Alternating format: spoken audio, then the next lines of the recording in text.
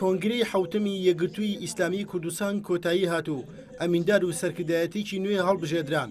ئەنجومەنی سەرکردایەتی نوێی یەکگرتوو لا 35 کەس پێک دێن کە دە ئەندامیان نوێن و یەکەم جارە ئەو پۆستە وەربگرن. نۆ ئەندامی سەرکردایەتیش ئافرەتن.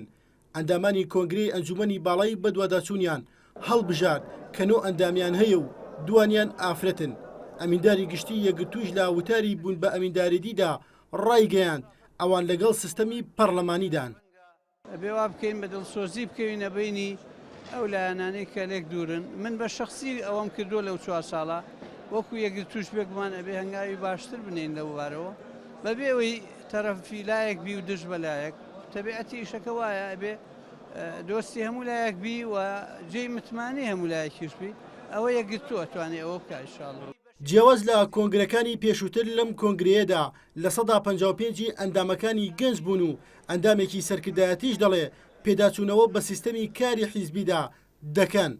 دەژڵێت نابێت لەمە دوای یەکگرتوو تەماشاکەری ڕووداوەکان بێت لا چارەسەرکردنی کێشەکاندا ڕۆڵی هەبێت و بە تایبەتی لا چارەسەرکردنی کێشە ناوخۆیەکانی هەرێمدا. و هێزێکی سیاسی کە هاتە ناو کاری سیاسیەوانێ چۆن هەڵەی هەیە و خاڵی گەشی هەیە خاڵی هەڵەشی هەیە ئەوانی یەکگرتوو پێمان وا بوو ئەوە یەکگرتوو زیاتر لە ئاستی دۆخەکەدا بواە چونکە هێزێکی کاریگەرە ئەندامی نەوعی زۆرە کادر و سەرکردەی لێهۆشاوە و لێهاتووی زۆری هەڵخستووە. ئەوەی من کە تێبێنیم کرد دەبێت لەسەر دۆخە سیاسیەکە ئەبووە یەکگرتووی ئیسلامی کوردستان لەسەر خەت وایە.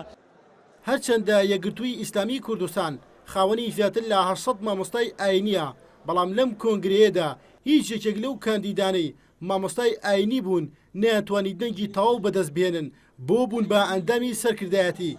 ئەندامێکی کۆنگرێش دەڵێت ئەو مامۆستایانەی خۆیان کاندید کردبوو لا ژێر فشاردا داوایان لێکرا بوو خۆشیان حەزیان نەکردووە دەربچن. و زانایانی ئاینی لە سێبەری یەکگرتووی ئیسلامی ئینتیمایەکی حیزبی قوڵیان بەو شێوەیە نییە کە لە بیری پلە و پۆستا بن و ئەو دوو مامۆستا بەڕێزەیش کە خۆیان کاندید کرد لە ژێر فشاری سۆز و عاتیفەی خوشک و براکانیان لە ناو ڕیزەکانی یەکگرتووی ئیسلامی و دوو مامۆستای بەڕێز و عزیز بوون کە خۆیان و خەڵکی دیکەش ئەزانن سەنگی زانستی و کۆمەڵایەتی و ئاینی ئەوان ئاستێکی باش و پەسەندی هەیە.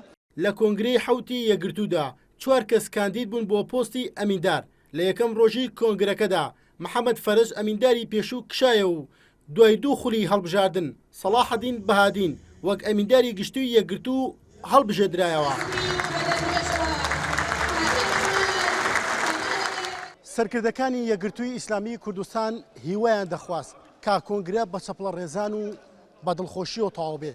هیواکەیان هاتە دی بەڵام کاری 4 ساڵی داهاتووی ئەم سەرکردایەتی دەری دەخات. ئایا ئەنجامی چەپڵە لێدان و دڵخۆشیەکەی سەرکردایەتی یەکگرتوو چی دەبێت؟ یەشقادر NRT هەولێر.